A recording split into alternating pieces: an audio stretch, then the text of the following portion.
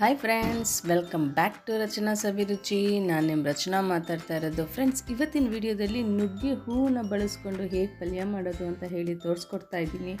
ನುಗ್ಗೆ ಗಿಡನೇ ಹಾಗೆ ನುಗ್ಗೆ ಸೊಪ್ಪು ಬಳಸ್ಕೊಬೋದು, ನುಗ್ಗೆ ಹೂವು ಬಳಸ್ಕೊಬೋದು, ನುಗ್ಗೆ ಕಾಯಿ ಬಳಸ್ಕೊಬೋದು. ಅದೆಲ್ಲ ತುಂಬಾ ಆರೋಗ್ಯಕ್ಕೆ ಒಳ್ಳೆಯದು.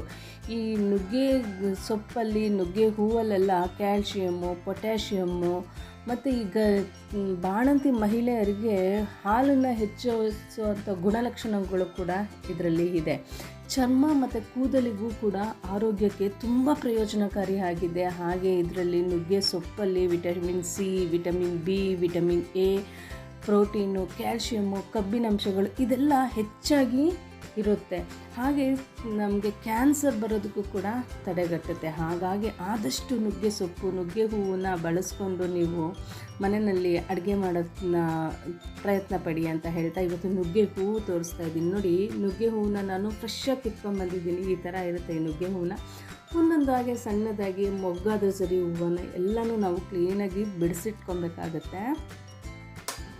ನೋಡಿ, ಮೊದಲಿಗೆ ಇಲ್ಲಿ ಒಂದು ಸಣ್ಣದೊಂದು ಬಾಣಲಿ ಇಟ್ಕೊಂಡು ಅದಕ್ಕೆ 2-3 ಸ್ಪೂನು ಅಡುಗೆ ಎಣ್ಣೆ ಹಾಕ್ಕೊತಾ ಇದ್ದೀನಿ. ಹಾಗೆ ಒಂದು 3-4 ಹಸಿಮೆಣ್ಸಿನ್ಕಾಯಿ, ಸಣ್ಣದಾಗಿ ಹೆಚ್ಚಿರೋಂತಹ ಹಸಿಮೆಣ್ಸಿನ್ಕಾಯಿ ಕೂಡ ಹಾಕ್ಕೊಂಡು ಎಣ್ಣೆನಲ್ಲೇ ಫ್ರೈ ಮಾಡ್ಕೊತಾ ಇದ್ದೀನಿ. ಹಾಗೆ ಇಲ್ಲಿ ಒಂದು ದಪ್ಪ ಈರುಳ್ಳಿನ ಸಣ್ಣದಾಗಿ ನಾನು ಹೆಚ್ಚಿಟ್ಕೊಂಡಿದ್ದೀನಿ. ಅದನ್ನು ಕೂಡ ಎಣ್ಣೆಗೆ ಹಾಕ್ಕೊಂಡು ಚೆನ್ನಾಗಿ ಫ್ರೈ ಮಾಡ್ಕೊತಾ ಇದ್ದೀನಿ. ಫ್ರೈ ಮಾಡಿಕೊಂಡಷ್ಟು ನಿಮಗೆ ಪಲ್ಯ ಚೆನ್ನಾಗಿ ಬರುತ್ತೆ. ಹಾಗಾಗಿ ನಾವು ಆಲ್ಮೋಸ್ಟ್ ಅದೊಂದು ಅರ್ಧ ಬೇಯಬೇಕು, ಈರುಳ್ಳಿ ಹಸಿ ವಾಸನೆ ಹೋಗಬೇಕು. ಹಾಗೆ ಅದು ಒಂದು ಕೆಂಪಗೆ ಹಾಕಬೇಕು, ಅಲ್ಲಿವರೆಗೂ ನಾವು ಹುರ್ಕೊಬೇಕಾಗುತ್ತೆ.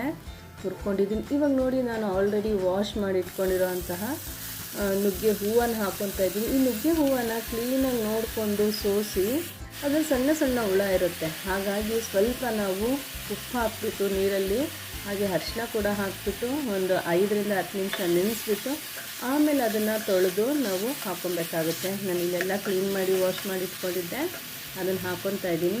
ಚೆನ್ನಾಗಿ ಸ್ವಲ್ಪ ಫ್ರೈ ಮಾಡ್ಕೊಬೇಕು. ಒಂದು ಸ್ವಲ್ಪ ಉಪ್ಪು, ನುಗ್ಗೆ ಹೂವು ಬೇಯೋದಕ್ಕೆ ಉಪ್ಪು ಎಷ್ಟು ಬೇಕಾಗುತ್ತೆ ಅಷ್ಟು ಸ್ವಲ್ಪ ಉಪ್ಪು ಹಾಕ್ಕೊಂಡು ನುಗ್ಗೆ ಹೂವನ್ನು ಫಸ್ಟು ಬೇಯಿಸ್ಕೊಂಬಿಡೋಣ. ನೋಡಿ, ನಾನು ಉಪ್ಪು ಹಾಕ್ಕೊಂಡಿದ್ದೀನಿ. ತುಂಬ ಬೇಗ ಆಗುತ್ತೆ ಫ್ರೆಂಡ್ಸ್, ಇದು ತುಂಬ ಲೇಟಾಗುತ್ತೆ ಅಂತ ಏನಿಲ್ಲ. ಆದಷ್ಟು ಬೇಗ ನೀವು ಮೊಟ್ಟೆ ಪಲ್ಯ ಮಾಡ್ತಿರಲ್ಲ, ಸೇಮ್ ಅದೇ ಟೈಮಲ್ಲೇ ಆಗುತ್ತೆ. ಇಲ್ಲಿ ನುಗ್ಗೆ ಹೂವು ಹಾಕ್ಕೊಂಡು ಮಾಡ್ಕೊಳ್ಳಿ, ಆರೋಗ್ಯಕ್ಕೂ ಕೂಡ ತುಂಬ ಒಳ್ಳೆಯದು. ಹಾಗಾಗಿ ನಾನು ಇದನ್ನು ತೋರಿಸ್ತಾ ಇದ್ದೀನಿ. ವೆಜ್ಜವರು ಇದಕ್ಕೆ ಇದೇ ಪ್ರೊಸೀಜರ್ ಮಾಡಿಕೊಂಡು ಇದಕ್ಕೆ ಕಾಯಿ ತುರಿ ಹಾಕ್ಕೊಬೋದು. ನಾನ್ ವೆಜ್ಜವರು ಮೊಟ್ಟೆ ಹಾಕ್ಕೊಂಡು ತಿಂದರೆ ತುಂಬ ಚೆನ್ನಾಗಿರುತ್ತೆ.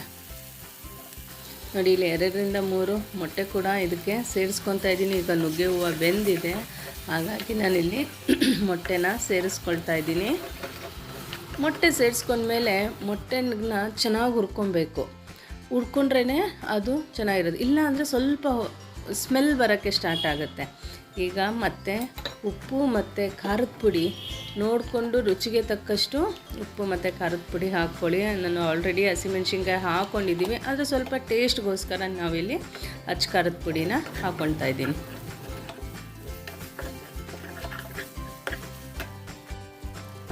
ಎಲ್ಲಿವರೆಗೂ ಹುರ್ಕೊಂಡಿದ್ದೀನಿ ಅಂತ ಹೇಳಿಬಿಟ್ಟು ಹೀಗೆ ಪಾತ್ರೆಗೆ ಅಂಟಬಾರ್ದು. ಅವರು ಫುಲ್ಲು ಹಾಗೆ ಹುರ್ಕೊಬೇಕಾಗುತ್ತೆ. ಸಣ್ಣದಾಗಿ ಅದನ್ನು ಇದು ಮಾಡಿಕೊಂಡು ಚೆನ್ನಾಗಿ ನಾವು ಹುರ್ಕೊಬೇಕು.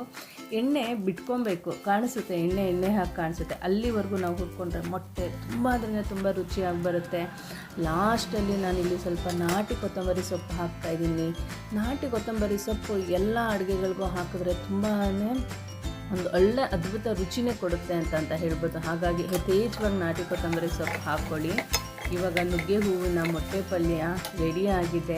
ಬನ್ನಿ ಟೇಸ್ಟ್ ಮಾಡಿ ನೋಡೋಣ. ನೀವು ಕೂಡ ಮನೆಯಲ್ಲಿ ಒಂದು ಸಲ ಈ ರೆಸಿಪಿನ ಟ್ರೈ ಮಾಡಿ ನೋಡಿ. ನಿಮ್ಮ ಮನೆ ಮಂದಿ ಎಲ್ಲ ತುಂಬ ಇಷ್ಟಪಟ್ಟು ತಿಂತಾರೆ. ಹಾಗೆ ಈ ರೆಸಿಪಿ ನಿಮಗೇನಾದರೂ ಇಷ್ಟ ಆದರೆ ಫ್ಯಾಮಿಲಿ, ಫ್ರೆಂಡ್ಸ್, ರಿಲೇಟಿವ್ಸ್ಗೆಲ್ಲ ಶೇರ್ ಮಾಡಿ, ಅವರಿಗೂ ಕೂಡ ಹೆಲ್ಪ್ ಆಗುತ್ತೆ. ಹಾಗೆ ಫ್ರೆಂಡ್ಸ್, ನೀವು ಅಡುಗೆ ಮಾಡುವಾಗ ಸ್ಟವ್ ಮುಂದೆ ನಿಂತು ಪ್ರೀತಿಯಿಂದ ಅಡುಗೆ ಮಾಡಿ. ಆಗ ನೀವು ಮಾಡ್ತಕ್ಕಂತಹ ಅಡುಗೆ ಎಲ್ಲ ತುಂಬಾ ರುಚಿ ಹೆಚ್ಚಿಸುತ್ತೆ.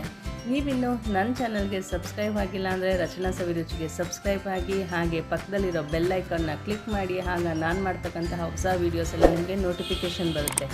ಈ ವಿಡಿಯೋ ನೋಡಿದ್ದಕ್ಕಾಗಿ ಧನ್ಯವಾದಗಳು. Thanks for watching. Bye bye.